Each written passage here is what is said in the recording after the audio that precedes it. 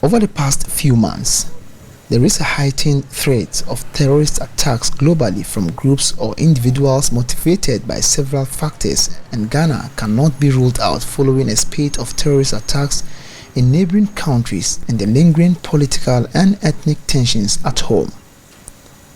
With the strategic location of the Techiman Central Market, which attracts all sorts of people from the entire country and other neighboring countries, we hit the streets to engage some residents about their fears so far as these terrorist threats are concerned. Mutator Mohammed is a resident and a tutor at the Al Farouk College of Education. He described the situation as worrying. I listened to the news on Joy TV, and then a lot of people after that were commenting about it, and then it's something that is so worrying. It's a worrying issue, and everybody is so much alarmed in our community.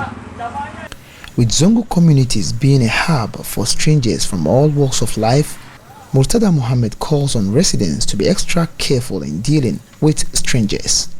Zongo is a community where we have a lot of people coming in and then going out of the community at any time. We are not in the normal times. Therefore, now things have changed. So we have to also change our styles of kind of a relationship in the community. So the first time we come across strangers, we don't have to open up to them. We have to treat them as kind of a possible element of terrorism so that we can stay safe in the community. Just like Mutator Mohammed, Christian Techiman, a resident and a banker, also expressed worry at the situation and noted that the location of the Techiman Central Market could attract attacks from these terrorist groups.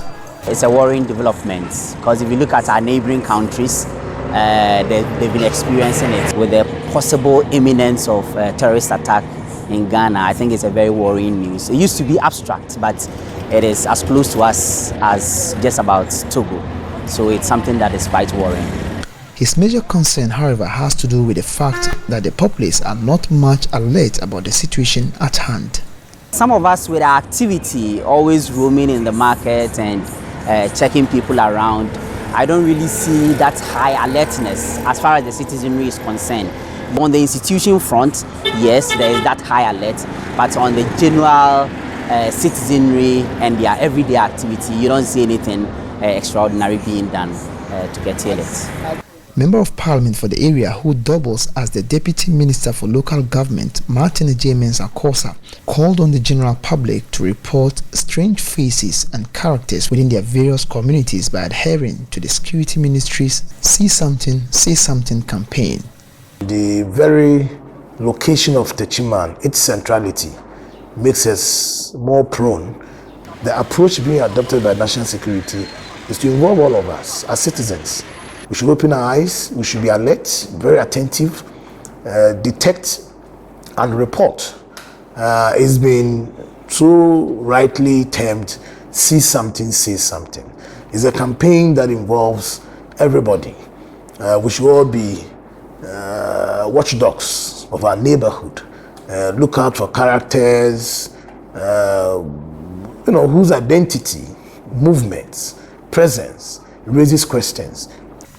He was, however, quick to add that residents should bear with the various security checkpoints at the entries in order to help identify such threats. Satisfactorily, I think there is enough police presence at almost all those entry points, effectively policing and monitoring people who go in, who come out.